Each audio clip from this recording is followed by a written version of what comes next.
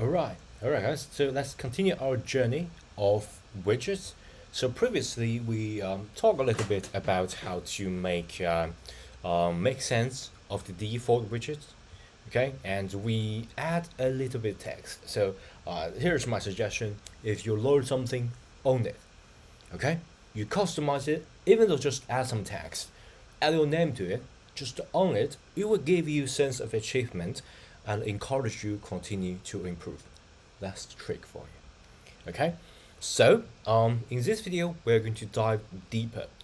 Previously we just let the widget to show a specific text. That text is like a fixed thing, but we're going to make it like change. Okay, we're going to actually get data and show a different thing when the data change. So if you look at here, we sort of got a data model here, right? We got simple entry, we got timeline entry, and we got this date as well as a string. So what does this mean?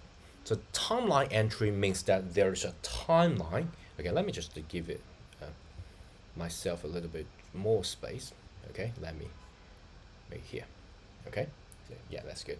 So basically, you got the timeline here, and at the timeline, you set a specific entry that will show in the future. Okay, so like a waiting line. So the first person come, and next person, next person, next person. Okay, and I think this is data model. So as we can see, we got date, we got emoji. So basically, we got date. At this specific date will show. At this specific date will show. This specific date it will show. So this is already a pretty good entry, but let's change the name a little bit. So let's refactor this, and I think it's a good time for me to just become smaller. Go back here. Okay, this is a good place. So in order to refactor, right click, and then we can refactor, we can rename, and I'm going to make it a date. So I'm going to say date entry. Okay, and then we can rename, and it will just become a date entry. Okay, does not conform protocol. Oh my gosh. So yeah, let's date entry, sorry about that. So right click, let's do that again. So simple entry, and I'm going to say date entry. So date entry, yeah, that will do. Yeah, this time it will not give me error. And then what I'm going to do is to, this is a date entry, I'm going to use it as a date. Right now in this Swift UI view, we got widget test widget entry view, which means it will show the widget entry. We initialize this as an entry, and instead of a provider.entry, we can use some customize. So we're going to use date entry. Okay, so I can just get rid of this and say, hey, I want date entry.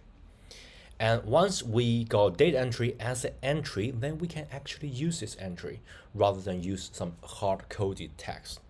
So what I'm going to do is to delete everything here. So sorry about that. Delete everything.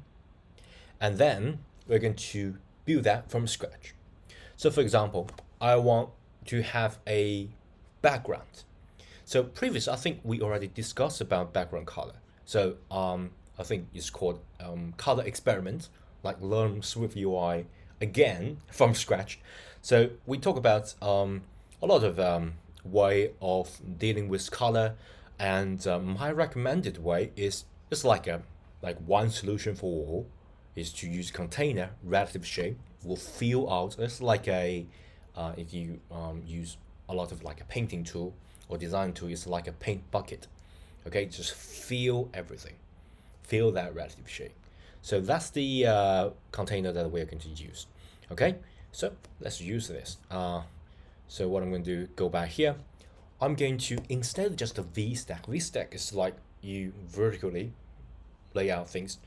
But what I'm going to do is to have a background color.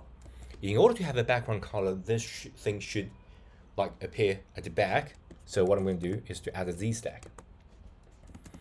And inside of a Z stack, I'm gonna say, hey, I want the lowest part of the Z stack, like the most background part, to be a container relative shape. So container relative shape. This will give you a relative shape that fill the whole space. Really good, right? So if you do not say, hey, I want a specific color, it will just be the default black color. But this does not fill the whole space. So you can have a specific fill, so it will fill the whole space. Come on, refresh it. Come on. And yeah, they got a padding issue. Doesn't really matter. We will deal with that. So a fill does not fill the whole space because I think maybe it's the like a new version. Okay, nothing bad with my code. It's just Apple update. So I read documentation. Apple update that, so you will automatically add margin to here.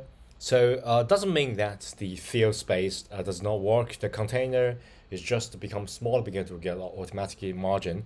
But there is a hack here, which means that you go to the widget test widget or widget here. You can content margin disabled. Once you disable all the contents margin, there should be no margin. So space is wider, so I can fill that space. So yeah, this yeah, you have to you know, look at and check documentation constantly, because every time Apple updates, you will like mess something up in your previous project. So you have to double check it.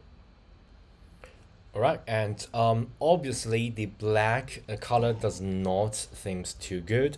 So what I'm going to do is to, I believe I already got this like fill and linear gradient, right?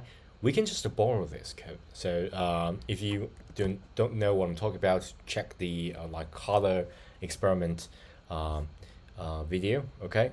So what I'm going to do is to, right now, is like a fill with a specific color. But I don't want that. I want to fill with a linear gradient, and it will give you a really nice looking gradient. Of course, you can change it. You can say red. Let me just get some drastic change here. Okay, so you can get a gradient like this. But it's recommended to got some, you know, color that's similar to each other, so it give you a really nice gradient like sine. Okay, something like that. And of course, the starting point and end point can also be changed, right? The starting point, you can even like make a center starting point. Okay, so the gradient will change at the center and go all the way to the bottom training. But I prefer to start from the top leading. Okay, so give you a gradual change of the whole container. I love this. So yeah, I love gradient. And then after the Z stack, so if the background is okay, that we come back to the foreground. So I think we can go here. So move forward a little bit, and then maybe add a V stack. Okay, so basically virtual stat that will be show things vertically. Okay, and let's show the first thing. So I'm going to have a edge stack. Remember, we got like emoji here.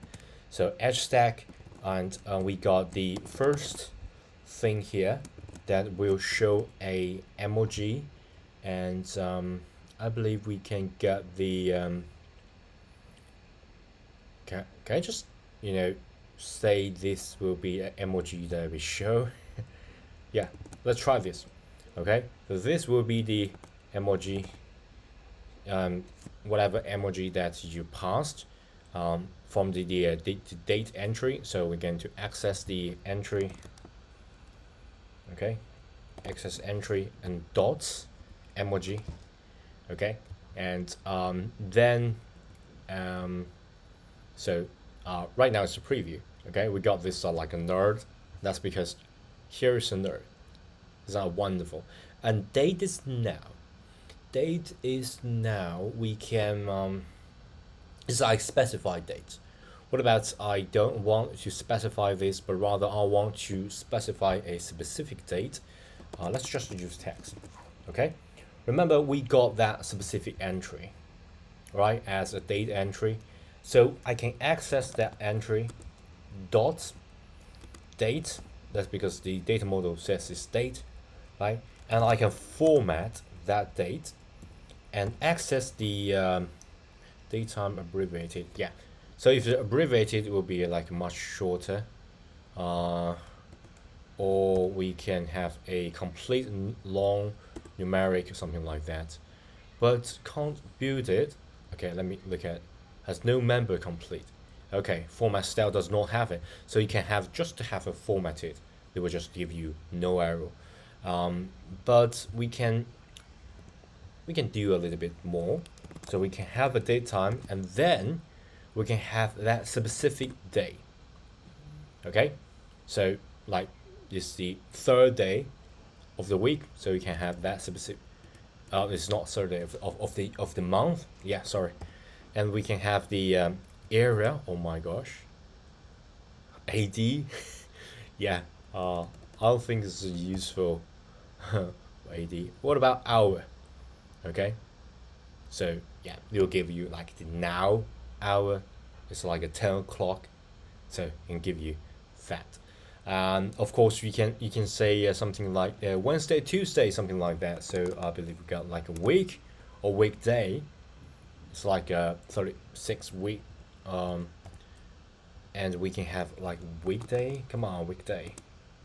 Okay, we can get weekday like Tuesday, and I can have a abbreviated Tuesday, or I can have a narrow 1 digit, short 2 digit, wide Tuesday. Oh my gosh, Tuesday. You give you like a really long form of Tuesday. I love this. So Nerd Tuesday. I love this. And by the way, you can have a specific date, or you can like hard code the specific day, or you can just use like a dynamic change now as a date, and you can pass whatever emoji that you want. Okay, I love this. So I can have like a multiple emoji, so the emoji become maybe start like it's a Friday. For Friday night, you just got emoji of like fuck life sort of emoji. I love this. So you can absolutely do whatever cool stuff that you want to do. So yeah, I think that's pretty much all for this video. So enough customization. Just play around and don't be scared of break the app. Just own the app and have fun and happy coding. So don't forget to give me a thumb up and subscribe to my channel. Okay, thanks. Bye.